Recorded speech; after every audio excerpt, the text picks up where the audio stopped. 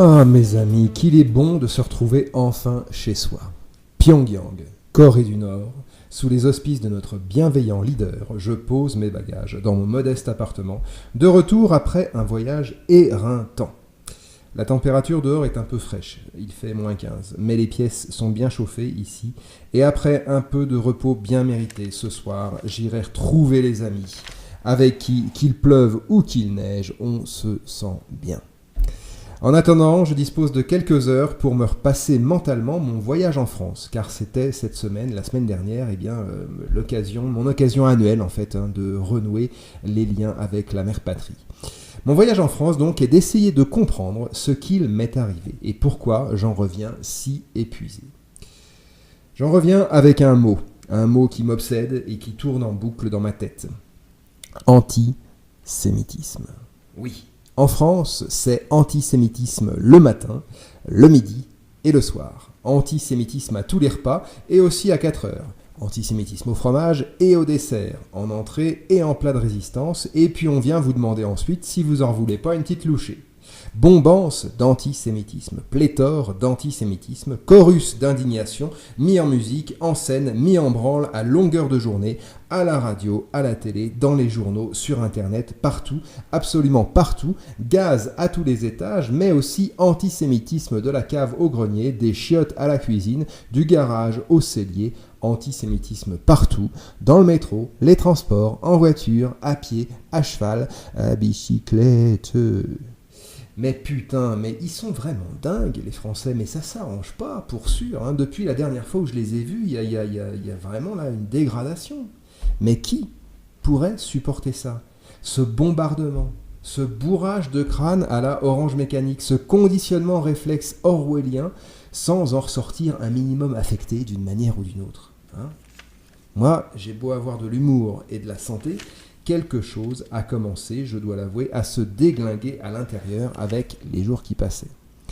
Insensiblement, sournoisement, sans vraiment comprendre pourquoi ni comment, j'ai commencé à me sentir inquiet, irritable, confus, colérique, déprimé. J'étais dégoûté de moi-même et dégoûté du monde. J'étais palichon, j'étais anémique, phthisique, insomniaque.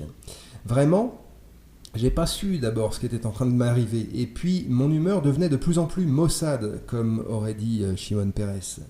Si bien qu'à un moment donné, il a fallu quand même que je me mette face à l'évidence. J'étais malade. Je me sentais coupable.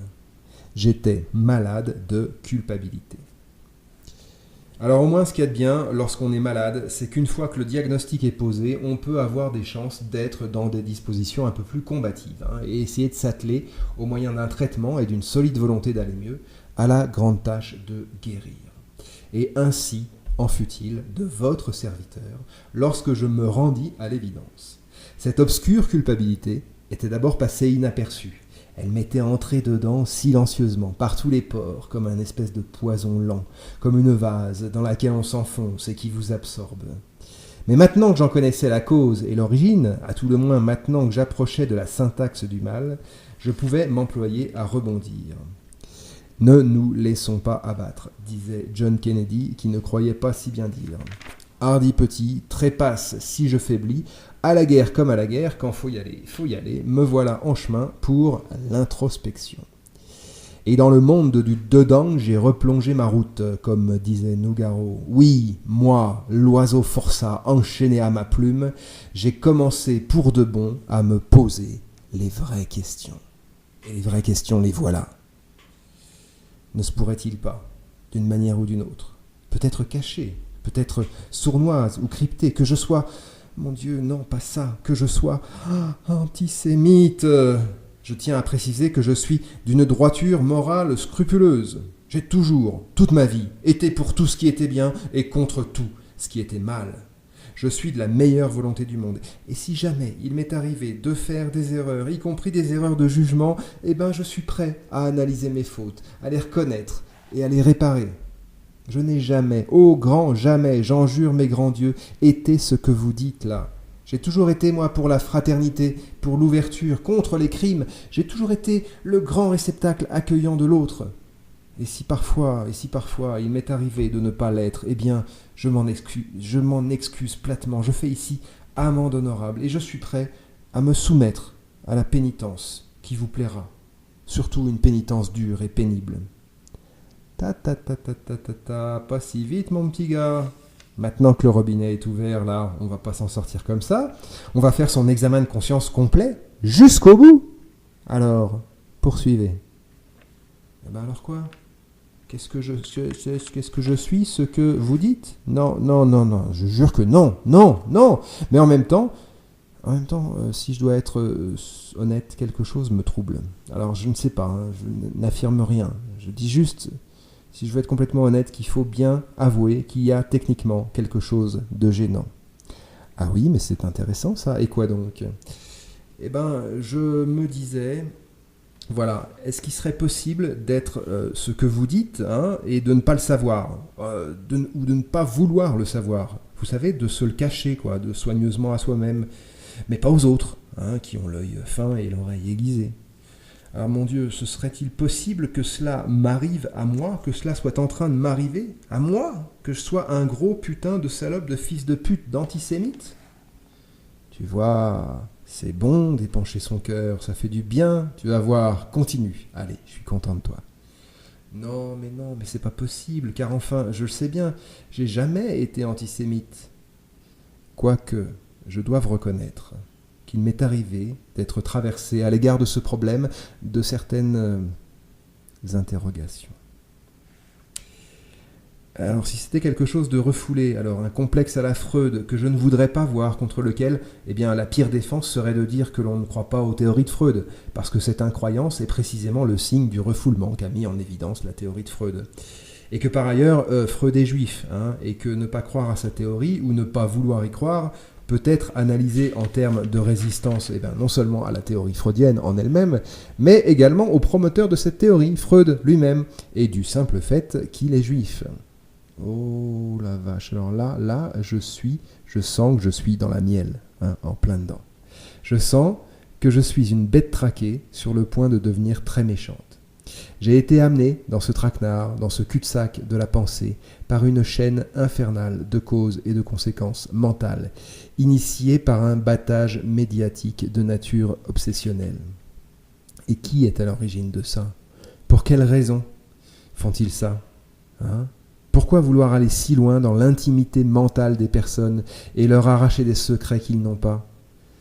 Ces personnes, visiblement, ne me veulent pas du bien. Et je vois bien une époque dans l'histoire dans laquelle il s'est passé des choses à peu près comparables. Mais ce rapprochement m'est certainement suggéré par le dysfonctionnement de mon esprit perturbé. Ah, lui jadis si belle mécanique, si fluide et fine, si noble et empli de merveilles, aujourd'hui devenu l'ombre de lui-même, gélatine, glougloutante, agitée de tremblements. Boubou. Oui, alors l'époque en question, c'était ce bon vieux Moyen-Âge, obscurantiste, comme il se doit. Rien à voir donc avec notre époque pleine de lumière, de science et de raison. Putain d'époque de merde. Excusez-moi, pardon, c'est rien, c'est la voix de la haine. Le Moyen-Âge est en particulier l'époque de la Sainte Inquisition, où l'on vous cuisinait aux petits oignons, comme dirait Joël Robuchon, pour vous faire dire un certain nombre de trucs, réels ou imaginaires, peu importe. On n'avait pas toujours besoin d'employer les pinces, la seule vue des instruments suffisait souvent à délier les langues.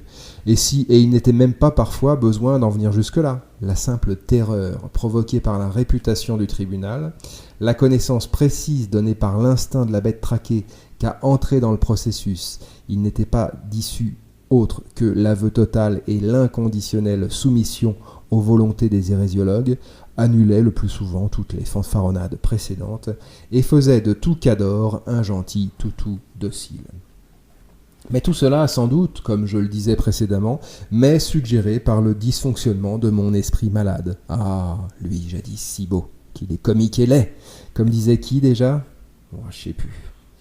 Enfin bon, pas grave, réjouissons-nous mes frères, tout va bien, nous vivons une époque formidable où l'enthousiasme ne saurait qu'être de mise. Nous vivons dans un siècle de grande culture, et la culture, comme vous le savez, c'est de la miel. Alors, gardez-vous-en. Allez, je vous laisse. Ici, c'était Pyongyang et j'ai mes potes à aller voir ce soir. Ici, il n'y a ni juifs ni antisémitisme. On est tranquille et les loustiques d'ici sont tranquilles aussi. Bon, sauf sur certains sujets où il ne faut pas venir les chercher. Mais ça, c'est une autre histoire.